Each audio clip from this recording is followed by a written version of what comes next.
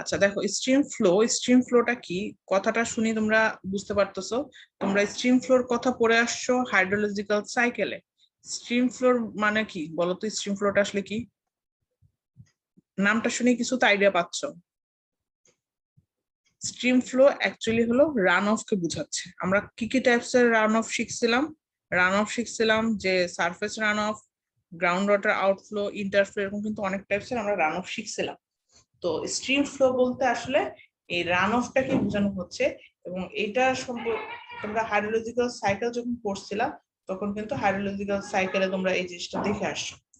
তো দেখো, এর আগের চ্যাপ্টার গুলোতে এখানে বলা আছে যে আগের চ্যাপ্টারে আছে স্ট্রিম কিভাবে, স্ট্রিমটা কি সেটা আগে একটু দেখি। Stream can be defined as a flow channel into which the surface runoff from a specified basin drains। মানে স্ট্রিম বুঝতেই পারতেছো, একটা ফ্লো বোঝানো হচ্ছে। কারণ স্ট্রিম বলি বা ফ্লো বলি দুটো একই কথা, যে একটা স্পেসিফিক চ্যানেল থেকে একটা রান অফ হবে। এবং স্ট্রিম, একটা সেকেন্ড ধরো,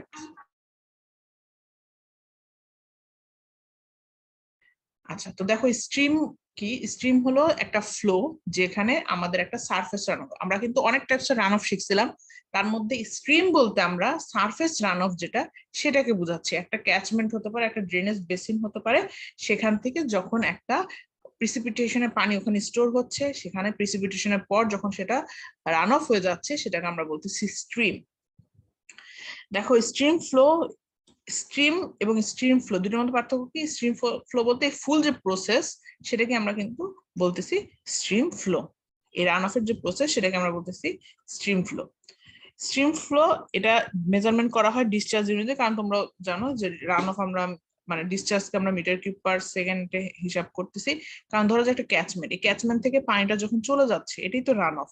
আর পানিটা চলে যাওয়াটা আমরা ডিসচার্জ হিসেবে কাউন্ট করি, যেটা কিনা unit metre cube per second. তো এই মেজারমেন্ট অফ ডিসচার্জ এটাকে আমরা হাইড্রোমেট্রি বলতেছি, যেখানে হলো ওয়াটারের যে মেজারমেন্ট সেটা করা হয়। আচ্ছা এরপরে আসি আমরা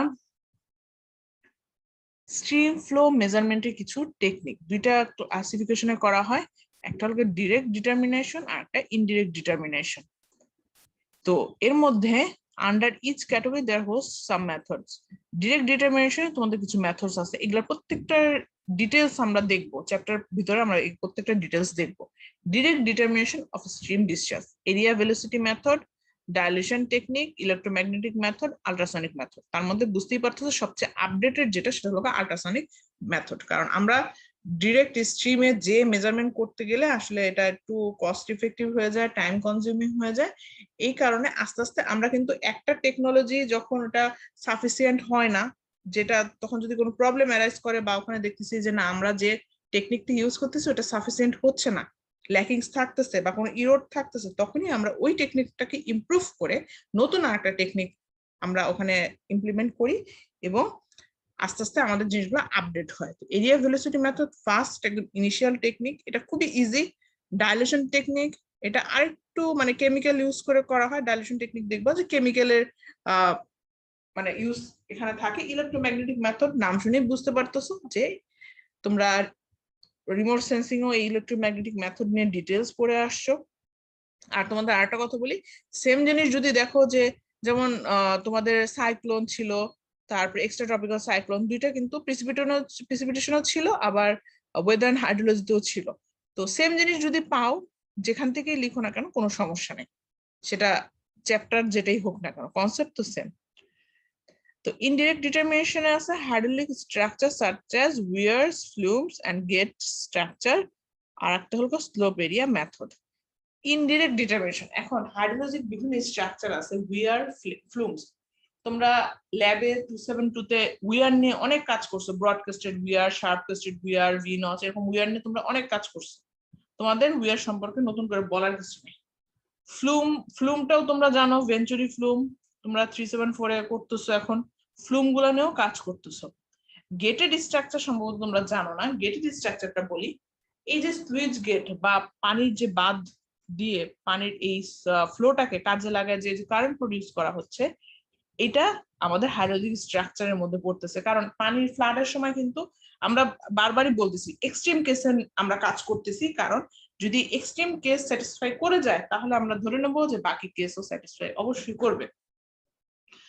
তো ফ্লাডের যে হিউজ পরিমাণে পানি, ওটাকে যদি আমরা কাজে না লাগাতে পারি তাহলে তো ওটা আমাদের জন্য একটা লস, কারণ উল্টা ফ্লাড আমাদের ক্ষতি করতেছে। তো সেই জন্য ফ্লাডের এই পানিটাকে কাজে লাগায় যেটা করা হয় যে গেটেড স্ট্রাকচার, স্লুইস গেট আছে, তারপরে ফ্লুম গুলা আছে, তো এগুলাতে দিয়ে আমাদের আসলে এই ওয়াটারের যে স্ট্রাকচার গুলা সেগুলো আমাদের কাজে লাগানো হয়। স্লোপ এরিয়া মেথড, এটা আমি ডিটেলস পরে বলবো। তো আলটিমেটলি স্ট্রিম ফ্লো আসলে দুইটা ফেনোমেননকে কভার করে।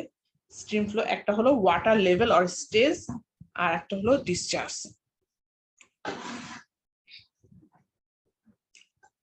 স্ট্রিম ফ্লো দুইটা ফেনোমেননকে কভার করতেছে, ওয়াটার লেভেল অর স্টেজ, আর একটা হলো ডিসচার্জ। এখান থেকে ডেফিনেশন গুলা দেখবা, আর এই মেজারমেন্ট যে টেকনিক্স, সেই টেকনিক্স গুলা দেখতে হবে। আচ্ছা, এরপর আসি এই যেটা আমি বললাম যে দুইটা স্টেপ ফলো করা হয়, একটা হলো ডিসচার্জ আর একটা হলো ওয়াটার লেভেল অর স্টেজ। এখন দেখো এই ডিসচার্জ মেজারমেন্টটা একটু ডিফিকাল্ট। কেন? দেখো এখানে বলা আছে a few exceptional cases continuous measurement of stream discharge is very difficult. As a rule, direct measurement of discharge is very time consuming. এই যে দেখতে পাচ্ছ হয়তোবা যে এই টেকনিক গুলা আসলে এটা অনেক লেন্দি সময় লাগে, কারণ ডিসচার্জ মানে হলো কন্টিনিউয়াস তোমার তুমি এখন একভাবে ডিসচার্জ হতে একটু পরে ডিসচার্জটা চেঞ্জ হতে পারে, ডিসচার্জ কিন্তু সময়ের সাথে সাথে সেম থাকে না। আর ডিসচার্জ ধরো যে ফ্লাডের সময় একরকম, নর্মাল কন্ডিশনে একরকম, তো এটা মেজারমেন্ট করাটা একটু ডিফিকাল্ট হয়, এবং দেখা যায় ডিসচার্জটা আমরা অল্প সময়ের জন্য মেজারমেন্ট করে প্রপার রেজাল্টটা পাই না, অনেক টাইম লাগে, 5 বছর 10 বছর। তোমরা দেখছো যে ওয়াটারের প্রত্যেকটা তোমরা এই পর্যন্ত অনেকগুলো চ্যাপ্টারই পড়ছো, তোমরা দেখছো যে সবগুলো ক্যালকুলেশনই 100 বছর 500 বছরও আছে। তার মানে বুঝতেছো যে ওয়াটারের ডিজাইন করা এবং ওয়াটার নিয়ে কাজ করা তুলনামূলক ডিফিকাল্ট, কারণ লং টাইম নিয়ে সিমুলেশন করতে হয়। তো এই কারণে আসলে ডিসচার্জ মেজারমেন্ট করাটা আরেকটু বেশি টাফ হয়ে যায়। তো এই কারণে দুইটা প্রসেস ফলো করি, যে discharge in a given stream is related to the elevation of water surface, এটাকে স্টেজ বলতেছি, through series of careful measurement। তো প্রথমে যেটা আমরা করতে পারি, আমাদের ডিসচার্জের কারণে কিন্তু এলিভেশনে ইফেক্ট পড়বে, মানে ওয়াটার লেভেলটা কম বেশি হবে। তো আমরা যেটা করতে পারি যে ওয়াটার লেভেলটা যে চেঞ্জ হচ্ছে সেটা আমরা মেজারমেন্ট করতে পারি, ঠিক আছে? ওয়াটার লেভেলের যে চেঞ্জ সেটা আমরা মেজারমেন্ট করতে পারি। আর পরের স্টেপ যেটা বলা হয়েছে, the stage of the stream is observed routinely in a relatively inexpensive manner and the discharge is estimated by using previously determined stage discharge relationship। তো আমরা গ্রাফ থেকে আসলে প্রথমে আমরা এই স্টেজ যেটা সেটা মেজারমেন্ট করি, এই মেজারমেন্টটা করার পর দেন আমরা স্টেজ ডিসচার্জের গ্রাফ যদি প্লট করি, আমরা দেখছি যে গ্রাফ প্লট করলে কিন্তু একটা যদি নোন ভ্যালু থাকে আর একটা আমরা গ্রাফ থেকে ইজিলি বের করতে পারি। তো সেখানে দেখা যায় যে স্টেজ ডিসচার্জের যে গ্রাফ যদি প্লট করি তাহলে সেখান থেকে আমরা এই ডিসচার্জটা মেজারমেন্ট করতে পারবো, এটা তুলনামূলক একটু ইজিয়ার ওয়ে হয় আর কি। তো স্ট্রিম ফ্লোটা কি বোঝা গেছে এবং কি কি টেকনিক্স আমরা মেজারমেন্ট করতে পারি? আচ্ছা, এরপর আসি মেজারমেন্ট অফ স্টেজ। মেজারমেন্টের টেকনিক তোমাদের প্রত্যেকটা চ্যাপ্টারে যখন পড়ছো, যেমন ইভাপোরেশন মেজারমেন্ট, প্রিসিপিটেশন মেজারমেন্ট, প্রত্যেকটারই মেজারমেন্ট আছে, সেম ওয়েতে স্ট্রিম ফ্লো মেজারমেন্টের আমরা কিছু টেকনিক পড়বো এখন। এখানে দেখো স্টেজের ডেফিনেশনটা দেওয়া আছে, প্রথমে stage of river is determined as water surface elevation measured above a datum.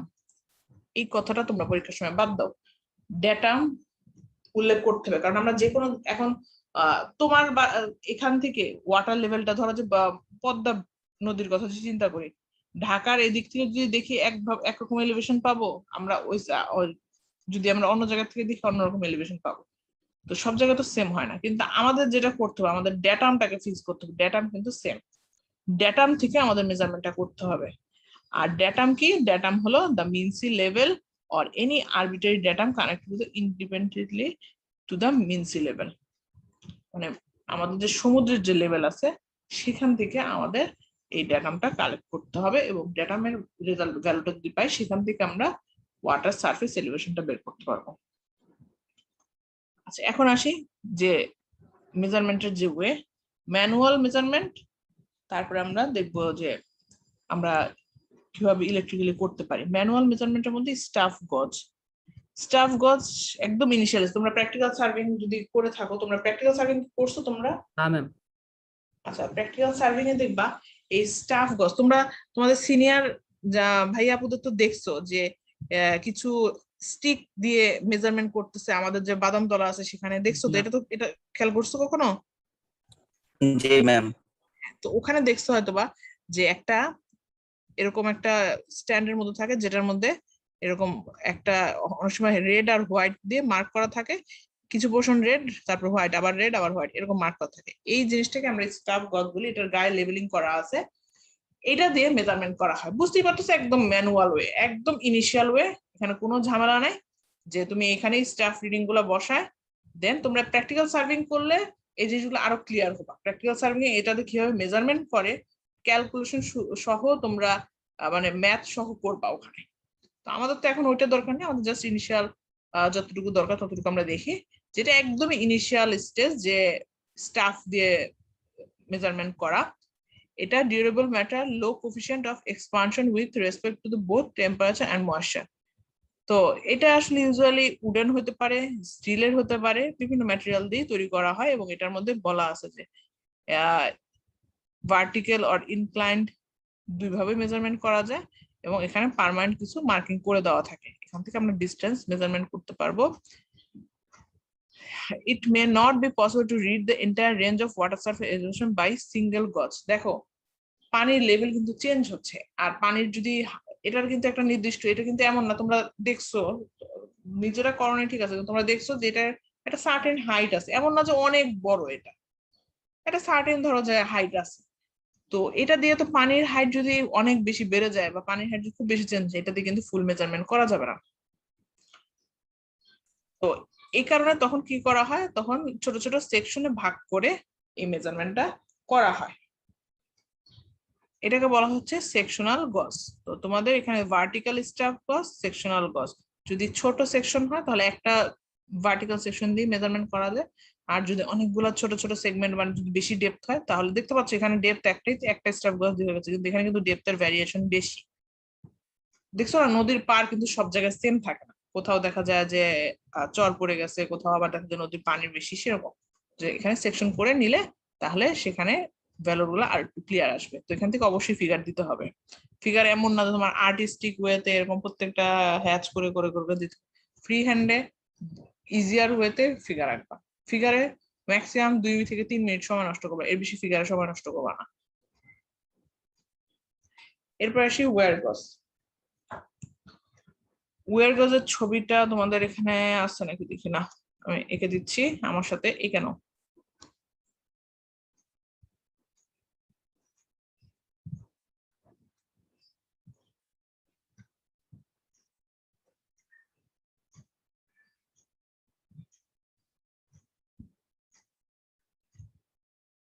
পানির লেভেল ধরো যে এটা,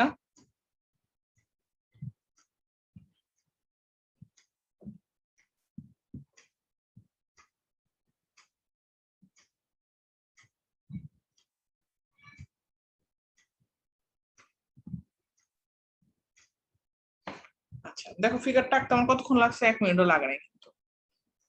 তো দেখো এখানে বলা আছে ইট ইজ এ গজ use to measure the water surface from the surface such as bridge or similar structure. দেখতে পাচ্ছ এখানে একটা ব্রিজ, মানে এরকম যদি হয় যে একদম নদীর মাঝামাঝিতে কোথাও মেজারমেন্ট করতে হচ্ছে, তখন এখন কি তুমি ওখানে কি করতে পারো, যেমন পদ্মা ব্রিজের মাঝামাঝিতে যেহেতু পদ্মা ব্রিজ হয়ে গেছে, এখন ওখানে মেজারমেন্ট করতে হলে কিন্তু আমরা পদ্মা ব্রিজের উপর দ্বারাই মেজারমেন্টটা নেব। তখন যেটা করা হয় যে এই ব্রিজ থেকে একটা লেভেলিং স্টাফ এখানে পানির সারফেসের উপর ফেলা হয়, তারপরে এখান থেকে মেজারমেন্টটা নেওয়া হয়। তো এখান থেকে আমরা mechanical counter measures the rotation of the wheel which is proportional to the length of weir paid out. তো এটা রোটেট করে, এরকম একটা হুইল থাকে এবং এইটাতে 25 মিটারের মধ্যে এটার রেঞ্জ, ঠিক আছে? তাহলে এটার ডাইমেনশন হবে 25 মিটার। তো এইভাবে আমরা ওয়্যার গজ দিয়ে আমরা মেজারমেন্ট করতে পারি। এরপর আসি অটোমেটিক স্টেজ রেকর্ডার। এতক্ষণ গেল ম্যানুয়াল, এখন আসতেছি আমরা অটোমেটিক প্রসেস। দ্য স্টাফ গজ এন্ড ওয়্যার গজ ডিসক্রাইব আর্লিয়ার। এর আগের গুলো ছিল কিন্তু ইনএক্সপেন্সিভ, কারণ দেখতেই পাচ্ছ খুব বেশি ইনস্ট্রুমেন্টের প্রয়োজন হচ্ছে না, খুবই ইজিয়ার ওয়েতে আমরা এখানে ক্যালকুলেশন করতে পারি, খুব বেশি একটা ঝামেলা নেই। কিন্তু ওইটা দিয়ে আমাদের একটা লিমিটেশন আছে যে এর বেশি আমরা মেজারমেন্ট করতে পারবো না, তাই না? একটা ফিক্সড ডায়মেনশন, যেমন ওয়্যার গজে 25 মিটার, তারপরে স্টাফ গজ, এগুলো খুব বেশি বড় না। তো আমাদের যদি বেশি ডেপথে বড় বড় নদী মেজারমেন্ট করতে হয়, তখন সেক্ষেত্রে আমরা কিভাবে করব? সেটার জন্য অটোমেটিক গজ রেকর্ডার যেগুলো আছে সেগুলো আমাদের ইউজ করতে হবে। ফ্লোট গজ রেকর্ডার, নাম শুনেই বুঝতেছো এখানে অবশ্যই ফ্লোটিং কোনো চেম্বার থাকবে। Float operated stage recorder is most common type of automatic stage recorder. এখানে একটা স্টিলিং, এখানে ফিগারটা দেখো, ফিগারটা দেখে ফিগারটা বর্ণনা করবা, তাহলে তোমাদের জন্য ইজি হবে। আর এত বড় বড় বর্ণনা শেখার দরকার নেই, এটা তোমরা নিজেরা পড়ে বুঝে যতটুকু ইম্পর্টেন্ট, যেমন এখানে একটা স্টিলিং ওয়েল থাকে, ফিগারটা আঁকলেই কিন্তু এটা বুঝতে পারবা যেখানে কোথায় কি থাকছে। আর এটার আমি একটু ইজি ওয়েতে, এখানে এত কিছু তোমাদের দেওয়ার দরকার নেই, তোমাদের আমি ইজি ওয়েতে আমি এঁকে দিচ্ছি।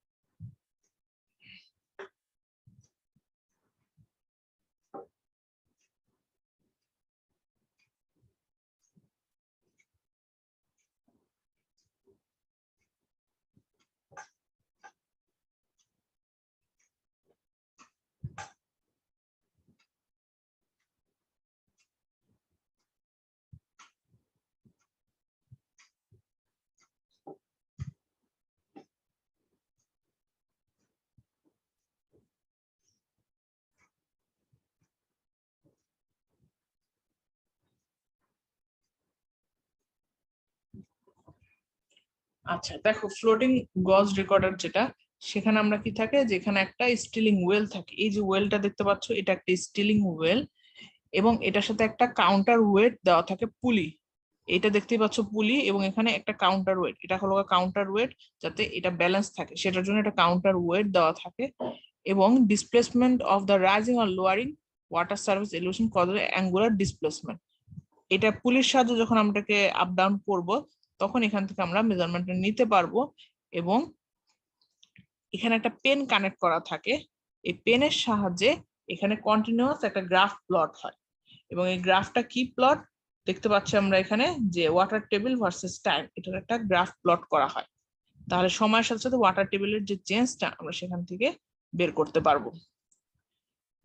এবং এখানে দেখো, এটা অটোমেটিক দেখে তোমার কন্টিনিউয়াস কিন্তু এখানে থাকতে হবে প্রেজেন্ট, সেটা কিন্তু বিষয়টা না। কাজে তোমাদের এখানে দীর্ঘ সময়ের জন্য আমরা এই ডাটাটা কালেক্ট করতে পারবো।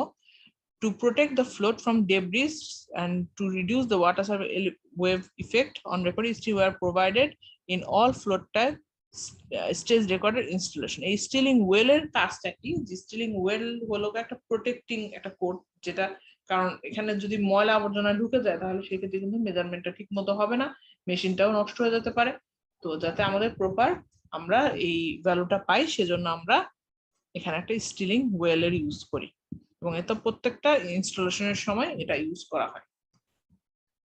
তো এখান থেকে শর্ট করে ডেসক্রিপশন শিখবা, এবং ফিগারটা আমি এঁকেই দিলাম, ফিগারটা এই যে, এটা হলো অ্যাকচুয়াল মেশিনটা। আচ্ছা, এরপরে আসি বাবল গজ। আচ্ছা, বাবল গজের দেখো এখানে, compressed air or gas is made to bleed out a very small red through an outlet placed at the bottom of the river. তো এখানে বোঝাই যাচ্ছে যে এখানে একটা কম্প্রেসড এয়ারের একটা চেম্বার থাকে, এই কম্প্রেসড এয়ারের মাধ্যমে এই বাতাসটা এই পানির নিচ পর্যন্ত যায়, যে তারপরে এখান থেকে দেখতে পাচ্ছ যে বাবল কতটুকু পর্যন্ত উঠতেছে সেটার একটা এইচ আমরা মেজারমেন্ট পাচ্ছি, সেখান থেকে P equal to gamma H করে আমরা এখান থেকে বের করতেছি। আর এটার অবশ্যই একটি ইলেকট্রিক্যাল মেকানিজম আছে, এবং এখানে দেখো গ্যাস সার্কিট আছে, প্রেসার পয়েন্ট আছে, রেফারেন্স লেভেলে একটা প্রেসার পয়েন্ট থাকে। তো এটা দিয়ে আসলে আমরা মেজারমেন্ট করি। আচ্ছা, এখানে দেখো বলা আছে যে small change in water elevation is felt as change in pressure. মানে ওয়াটার এলিভেশন এখানে আসলে কাজটা মেকানিজমটা কি হচ্ছে যে নিচে কিন্তু একটা প্রেসার পয়েন্ট দেওয়া আছে। তো যখনই কোনো প্রকার ওয়াটার লেভেল চেঞ্জ হবে, ওয়াটার লেভেল চেঞ্জ হওয়ার সাথে সাথে কি ওখানে কি আর একটু বেশি প্রেসার আসবে, তখন সাথে সাথে বাবলটা মানে কম্প্রেসড এয়ার যেটা চেম্বার আছে সেই চেম্বার থেকে গ্যাস বের হবে এবং সেখান থেকে তারপরে আমরা ওয়াটার এলিভেশনটা মেজারমেন্ট করতে পারবো। এবং এখানে দেখো বলা আছে যে অপারেশনের কিছু ফ্যাক্টরস এখানে বলা আছে, নো নিড অফ কস্টলি মানে আমি কিন্তু ফার্স্টই বলছি যে ওখানে মানে এর আগের প্রথম যেটা প্রবলেম সেটাকে রিডিউস করে পরেরটা তৈরি করা হয়।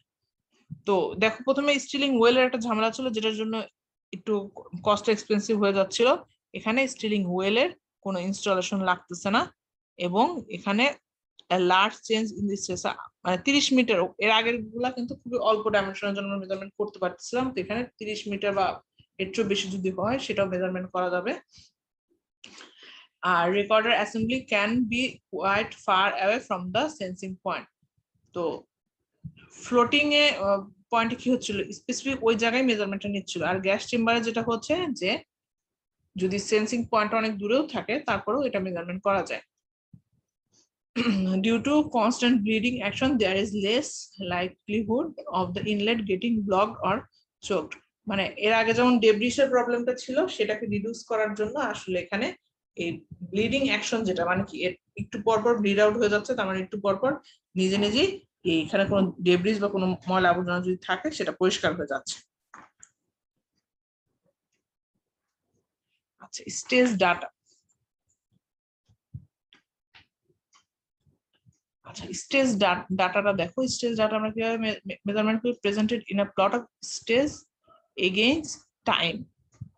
যে গ্রাফটা আমি তোমাদের দেখালাম, স্টেজ মানে কি এলিভেশন অফ ওয়াটার। তো এটা দিয়ে আসলে প্রত্যেকটাই আসলে এইভাবে মেজারমেন্ট করা হয়। এটা কি স্টেজ হাইড্রোগ্রাফ বলা হচ্ছে এবং এখানে স্ট্রিম ডিসচার্জ যেটা সেটা মেজারমেন্ট করা হচ্ছে। তারপর এখানে hydraulic itself is of importance in designing hydraulic structure, flood warning, flood protection. তাহলে এটা কি কি কাজে ইউজ করা হয়, হাইড্রোলিক স্ট্রাকচার, তারপরে flood warning, flood protection work, reliable long term stage data corresponding to peak can be analysis. মানে high রেঞ্জের যখন স্টেজ হয়ে যাচ্ছে, স্টেজটা যখন বেড়ে যাচ্ছে তখনও এটা মেজারমেন্ট করা যাচ্ছে। তো এটা আসলে অ্যাকচুয়ালি এই যে মেজারমেন্টটা বা স্টেজ ডাটা এটার ইউজেস আমি এটা তোমাদের একটু লিখে দিচ্ছি, তোমাদের জন্য ইজি হবে। আমার সাথে সাথে একটু লিখে নাও। ডিটারমিনেশন অফ, আমি শর্টে লিখলাম, এখানে ডিসচার্জ বুঝতেছো, ফ্রম রেটিং কার্ভ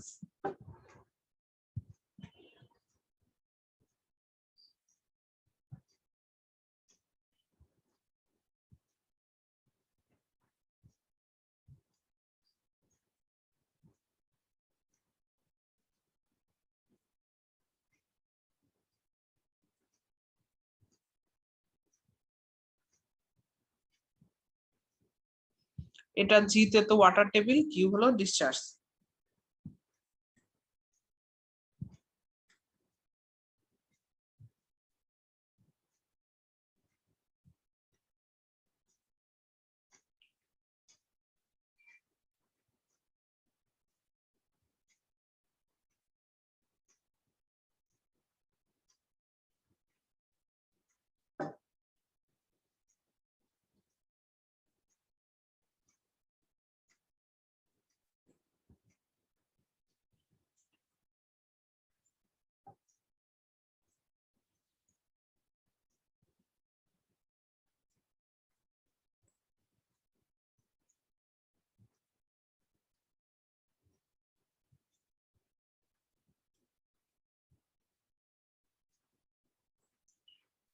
তোলা হয়েছে। প্রথমটা হলো determination of discharge from rating curve, G Q relationship. এখানে গ্রাফটা আমি ড্র করে দিছি। Flood forecasting, flood protection, flood warning, তারপর এটা হলো design of embankment, bridges and hydraulic structure. Stage data আমরা এই তিনটা পারপাস ইউজ করি আর এটাকে আমরা বলছি স্টেজ হাইড্রোগ্রাফ। তোলা হলে বলো। জি মিস। আচ্ছা, এরপরে আসি ভেলোসিটি মেজারমেন্ট আমরা কিভাবে করব। ভেলোসিটি মেজারমেন্টের কিছু ওয়ে আছে। যেটা আমরা একটু আগেই দেখে আসছিলাম যে আচ্ছা কারেন্ট মিটার দিয়ে আমরা ভেলোসিটি মেজারমেন্ট করব। তার আগে একটু দেখি, measurement of velocity is an important aspect of many direct stream flow measurement technique, এবং এটাকে আমরা মেকানিক্যাল ডিভাইস যেটা কারেন্ট মিটার বলা হচ্ছে সেটাতে আমরা এটা মেজারমেন্ট করব। এখানে একটা রোটেটিং এলিমেন্ট থাকে এবং এটা ডিটারমাইন করি আমরা স্ট্রিম ভেলোসিটি ফিল্ডে সেটাতে, এবং এটা can be determined by floats, মানে ফ্লোটিং চেম্বার এখানে থাকবে। আচ্ছা কারেন্ট মিটার দিয়ে আমরা এখানে মেজারমেন্ট করতেছি, সেটা hydrometer to measure the velocity at a point of flow cross section is the current meter. Current meter এখানে ডেফিনিশন দেওয়া আছে, এটা রোটেটিং একটা element, rotates due to reaction of stream যখন ফ্লো হয় তখন এটা রোটেট করে এই চেম্বারটা, এবং এখান থেকে propeller type current meter to measure distance traverse by ship, কতটুকু ডিস্টেন্স ট্রাভেল করতেছে একটা শিপ সেটাতে আমরা এখান থেকে মেজারমেন্ট করতে পারি। দুটো টাইপসের কারেন্ট মিটার আছে, ভার্টিক্যাল এক্সিস মিটার আর একটা হলো horizontal axis meter. Vertical axis meter এখানে ভার্টিক্যাল একটা মানে এখানে একটা সিরিজ অফ কনিক্যাল কাপ, এই যে কাপ গুলা দেখতে পাচ্ছ এখানে কনিক্যাল কাপের সিরিজ আছে এবং এই কনিক্যাল কাপ গুলাই রোটেট করে। আর হরিজন্টাল এক্সিসে দেখতে পাচ্ছ যে হরিজন্টালি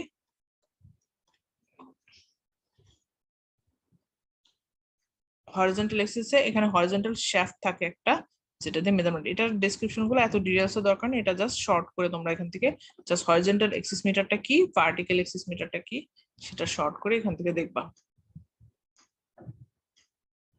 এই যে এটা হলো হরিজন্টাল এক্সিস মিটার, এখানে একটা শ্যাফট লাগানো থাকে।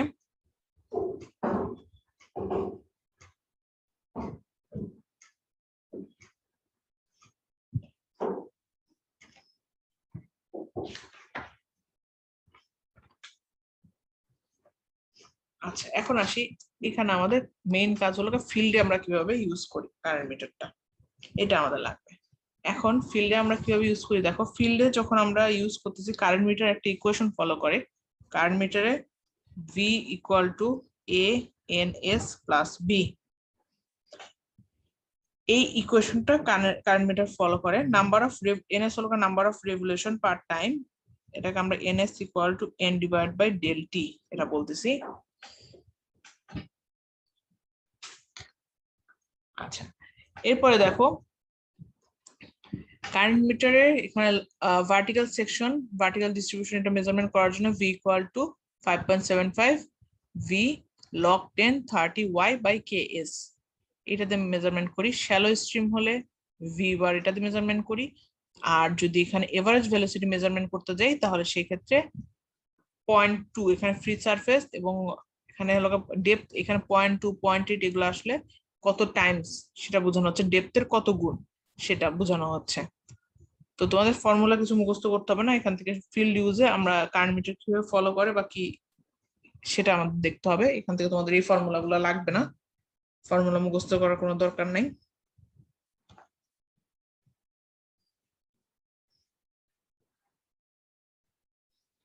আচ্ছা এরপর আসি, তোমরা এখান থেকে ফর্মুলা বাদ দিয়ে শর্ট নোট দেখবা, ফর্মুলা ডিটেলস দেখার দরকার নাই। ফর্মুলা তোমাদের যেটা লাগবে সেটা ম্যাথ করানোর সময় সেটা আমি দেখাই দেবো। Sounding weights, current meter weighted down by lead weights called sounding weight. Current মিটারে এই সাউন্ডিং ওয়েটটা ইউজ করা হয় যাতে এই ফ্লোটিং চেম্বার, যেহেতু তাহলে ফ্লোটিং চেম্বারকে তো ব্যালেন্স করতে হবে, ফ্লোটিং চেম্বারকে ব্যালেন্স করার জন্য আসলে এই সাউন্ডিং ওয়েটটা থাকে। এবং এখানে দেখো কারেন্ট মিটারের সাথে একটা হ্যাঙ্গিং বার যে এবং পিন এটা দিয়ে অ্যাসেম্বল করা থাকে এবং এটা size W equal to 50 V bar D, এটা আমরা ফলো করে থাকি। ভেলোসিটি মেজারমেন্ট বাই ফ্লোটস, আচ্ছা এটুকু পর্যন্ত আমরা আজকে দেখি।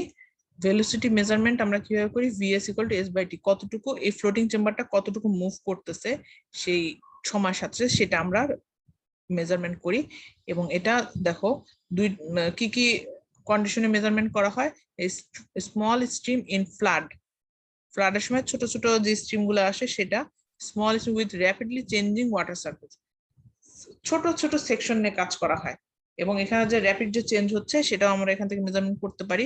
প্রিলিমিনারি আর exploratory survey while any floating object can be used, normally specially made leak proof and যেহেতু এটা পানির মধ্যে থাকবে কাজে এটা অবশ্যই লিক প্রুফ হতে হবে এবং এই মুভমেন্ট যে করতেছে এটাকে সারফেস ফ্লোট দেখতে পাচ্ছ সারফেস ফ্লোট এবং যে রড দিয়ে মেজারমেন্ট করা হচ্ছে এটা রড ফ্লোট বলা হচ্ছে মিন ভেলোসিটি এখান থেকে মেজারমেন্ট করা হচ্ছে আর এখানে দেখো বলা আছে to get the average velocity in the vertical directly specially float in which part of the body is under water এখানে সারফেস ফ্লোট এখানে কয়েকবার আসলে মেজারমেন্ট নিয়ে তারপর আর কি এভারেজ যে ভেলোসিটিটা সেটা মেজারমেন্ট করা হয় এবং রড ফ্লোট ইউজ করা হচ্ছে যেটা কিনা ভার্টিক্যালি মেজারমেন্ট নিতে পারে large number of easily identifiable float are released at fairly uniform spacing এটা certain distance পর পর এই মেজারমেন্টটা নেওয়া হয় এবং এখানে কিছু সেকশন ছোট ছোট সেকশন নিয়ে দেন এখান থেকে ভেলোসিটিটা ক্যালকুলেট করা হয়